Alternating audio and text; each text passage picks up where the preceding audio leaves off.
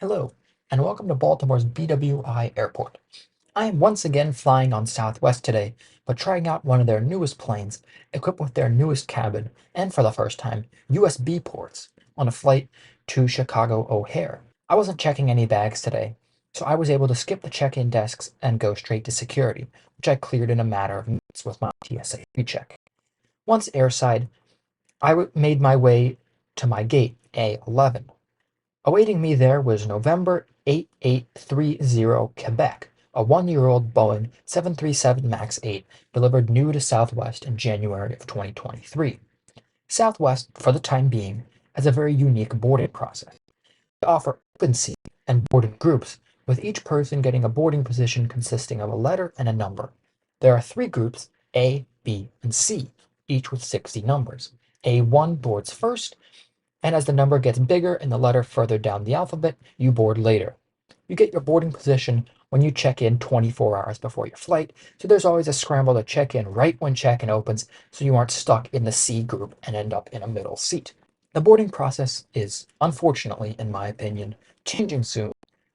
With Southwest flurry of changes announced recently, I will be sure to review the newest Southwest product when it comes out, so be sure to subscribe to not miss that. This plane is equipped with Southwest's newest cabin, featuring these modern-looking seats which feature adjustable headrests and have okay padding. Southwest's older seats are a lot more comfortable and offer more padding, especially the seats on their older 737-700s. The biggest plus to this seat is the USB port on the seat back in front of you. As of filming, it was one of only 16 planes out of Southwest's over 850 plane fleet to feature charging ports, though the fleet is getting modernized soon and all planes will be getting these USB ports. Legroom is always great on Southwest, and for reference, I'm 5'11". There's a full-size tray table, and the pocket in the seat back includes the safety card and in-flight menu. We ended up pushing back a half hour late and made our way to BWI's runway 28.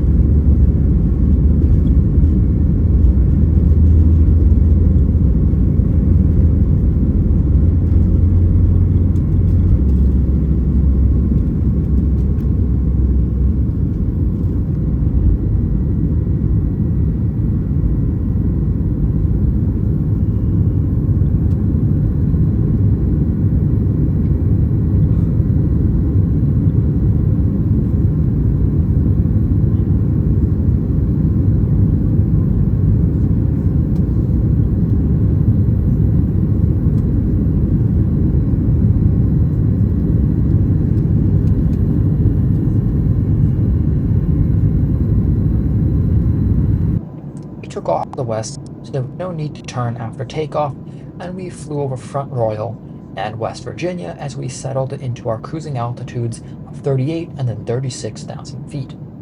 Service began quickly after takeoff, and we were each offered a pack of graham cookies and a drink. I chose Dr. Pepper for my drink.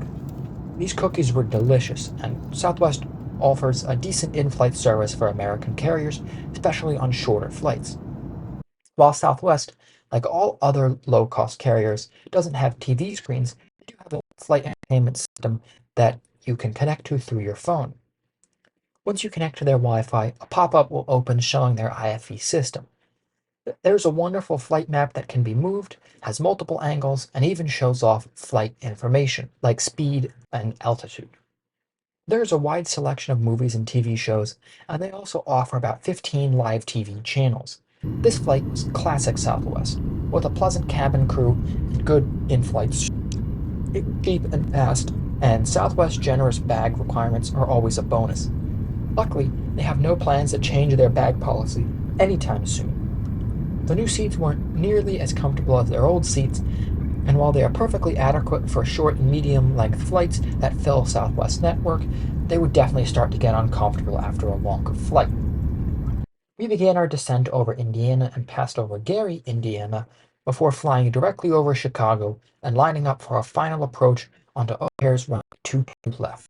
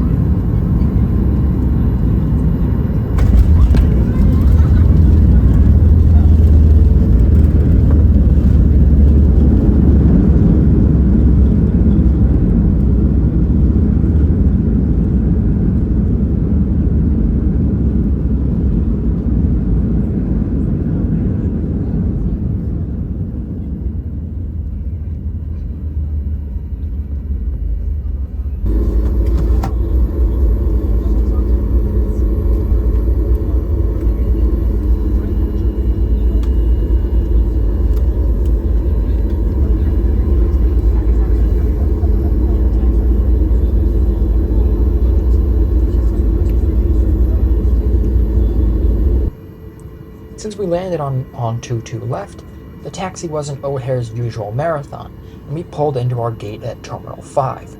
Southwest Gate at Terminal 5 are in the new renovated part of the terminal, and while this part of the terminal is really nice, it is probably a 15-minute walk to the air train to get to the rental car facility, which was not fun. If you have the option, definitely fly through Midway and not O'Hare when you are flying into Chicago. It is so much more peaceful, which you'll really find out about in the next report, where I will be flying out of Midway back to Baltimore. So be sure to stay tuned and subscribe to see that. Thank you all for watching, and if you enjoyed this video, then be sure to hit the like and subscribe buttons, and I will see you all in my next trip report.